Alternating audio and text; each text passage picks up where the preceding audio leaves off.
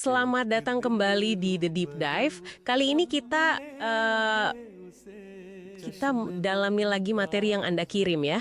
Ya, Tentang perspektif Islam soal kenaikan Nabi Isa alaihissalam Ya. sama konsep kedatangan Al-Masih yang kedua. betul. Fokus kita ke argumen yang bilang kenaikan Isa itu bukan fisik. Ini berdasarkan Al-Quran, hadis, sama interpretasi Hadrat Mirza Ghulam Ahmad di sumber Anda itu. Siap kita bongkar ini? Siap.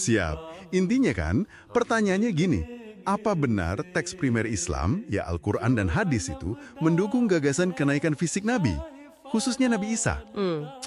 Kita bakal lihat surat Al-Isra ayat 94-95, terus riwayat Bukhari soal ciri fisik, sama yaitu tulisan Mirza Ghulam Ahmad yang Anda sertakan. Oke, langsung aja ya. Iya, Surat Al-Isra ayat 94-95. Iya. Konteksnya kan waktu itu kaum kafir nantang Nabi Muhammad Shallallahu Alaihi Wasallam Iya. minta beliau naik ke langit secara fisik, gitu kan, sebagai bukti. Nah, jawaban persisnya gimana menurut sumber ini? jawaban Nabi Muhammad, ini dikutip di materi Anda jelas sekali, Maha suci Tuhanku, aku tidak lain hanyalah seorang manusia yang diutus sebagai rasul. Manusia ya, ditekankan Iya. di situ. Betul. Kata kuncinya manusia. Nah, dalam interpretasi ini, penolakan itu dibaca sebagai isyarat kuat. Isyarat apa tuh? Isyarat bahwa kenaikan fisik itu ya bukan caranya Allah, bukan sunnatullah. Istilahnya hukum alam atau ketetapannya gitulah untuk utusan yang wujudnya manusia. Jadi ayat ini dianggap bukti langsung kalau itu nggak mungkin. Dianggap sanggahan langsung, ya menurut interpretasi ini. Wah, menarik. Terus kalau gitu gimana interpretasi ini nyambunginnya ke Nabi Isa? Nah, ini dia. Kan kalau Isa dianggap naik fisik, jadi kayak kontradiksi dong sama pernyataan Nabi Muhammad sendiri. Opat sekali. Sumber Anda bilang ini bisa jadi bahan tuduhan besar ya? Iya, betul. Ini langsung menyorot apa yang dianggap inkonsistensi teologis. Ini menurut Hadrat Mirza Ghulam Ahmad dalam tulisan yang Anda kasih itu. Inkonsistensi gimana maksudnya? Logikanya begini, kenapa sesuatu yang secara eksplisit ditolak Nabi Muhammad untuk dirinya sendiri, padahal beliau Nabi termulia, kok malah dianggap mungkin terjadi pada Nabi Isa? Iya juga ya. Nah, ini kan jadi pertanyaan dasar soal konsistensi tindakan Tuhan dan juga ya penghormatan pada hierarki kenabian. Oke. Ada lagi argumen lain di sumber itu.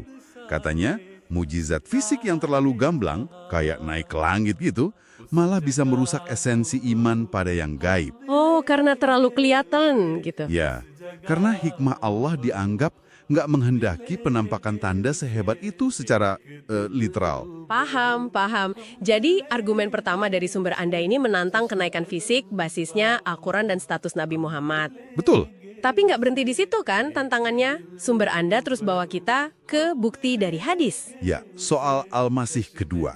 Nah, ini bagian yang juga, sangat menarik ini. Kata hadis gimana sih menurut sumber Anda soal bedanya Al-Masih pertama dan kedua? Ya, sumber Anda itu merujuk ke riwayat Sahih Bukhari. Di situ digambarkan perbedaan fisik yang jelas banget. Gimana bedanya? Al-Masih pertama, Isa yang dilihat Nabi Muhammad waktu Miraj itu, digambarkan bertinggi sedang, kulit kemerahan, rambut ikal, dada bidang, gitu. Oke, kulit kemerahan, rambut ikal, terus? Nah, Al-Masih kedua yang katanya akan datang di akhir zaman, itu beda lagi deskripsinya. Berkulit sawo matang, rambut lurus panjangnya sampai telinga. Sawo matang, rambut lurus, beda ya? Beda. Kalau kita lihat gambaran besarnya, perbedaan fisik ini dianggap sangat signifikan, menunjukkan dua pribadi yang beda secara fisik. Dua pribadi yang berbeda. Iya. Sumber Anda juga nambahin detail. Katanya Al-Masih kedua ini digambarkan sebagai seorang Muslim. Tunduk pada syariat Islam, lahir di kalangan umat Islam, jadi imam buat mereka. Oke, deskripsi fisiknya beda, konteksnya juga beda ya. Tapi kok bisa dua-duanya disebut anak Maryam? Ini gimana penjelasannya dari sumber Anda? Khususnya dari kitab Taudehe Maram itu. Nah, itu dia. Sumber Anda menyebutnya itu kiasan yang indah. Kiasan, maksudnya? Artinya, dalam kerangka tafsir ini ya, sebutan anak Maryam buat Al-Masih kedua itu sifatnya metaforis, bukan literal orang yang sama. Oh, jadi bukan Isa yang dulu itu lagi? Bukan identitas fisik atau personal yang sama.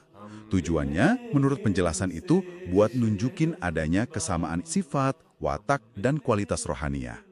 Interpretasi ini menekankan kalau bahasa nubuat itu seringkali simbolis. Oke. Cukup jelas. Jadi, coba kita rangkum ya temuan utama dari sumber-sumber yang Anda berikan ini, biar pendengar juga bisa ikutin. Boleh. Pertama, ayat Al-Isra tadi, 94-95, ditafsirkan nolak prinsip kenaikan fisik manusia ke langit. Gitu ya? Iya, penolakan prinsipnya. Kedua, argumen itu diperkuat pakai status Nabi Muhammad sendiri sebagai manusia utusan. Betul. Ketiga, deskripsi fisik yang beda, malah kontras, di hadis Bukhari, dipakai buat dukung gagasan, ada dua Al-Masih yang beda. Dua sosok yang berbeda ya. Dan keempat, gelar anak Maryam buat yang kedua itu dipahaminya secara metaforis. Kiasan tadi. Benar sekali. Intinya, ya, interpretasi yang disajikan dalam materi Anda ini, secara sadar memang menantang pemahaman yang lebih umum. Iya, kelihatan beda ya. Caranya dengan membaca dekat teks-teks spesifik Al-Quran, hadis, terus ditarik implikasi logis dan teologisnya. Ini sebuah upaya, ya seperti dijelaskan Hadrat Mirza Ghulam Ahmad di tulisan itu, untuk cari konsistensi internal dalam ajaran Islam. Berdasarkan sumber primernya. Betul, berdasarkan sumber-sumber primernya. Menarik sekali ya, bagaimana penafsiran teks itu bisa membuka perspektif yang wah beda banget. Memang. Nah, sebagai penutup nih, ini ada pemikiran mungkin untuk Anda bawa pulang, Anda renungkan. Silakan. Mengingat interpretasi yang kita diskusikan barusan, gimana menurut Anda perbedaan antara memahami figur dan nubuat keagamaan secara metaforis lawan literal? Itu bisa membentuk pendekatan seseorang dalam memaknai teks suci dan narasi sejarah dalam tradisi iman mereka. Wah, itu pertanyaan bagus untuk direnungkan. Sesuatu untuk dipikirkan lebih lanjut ya. Sampai jumpa di The Deep Dive berikutnya.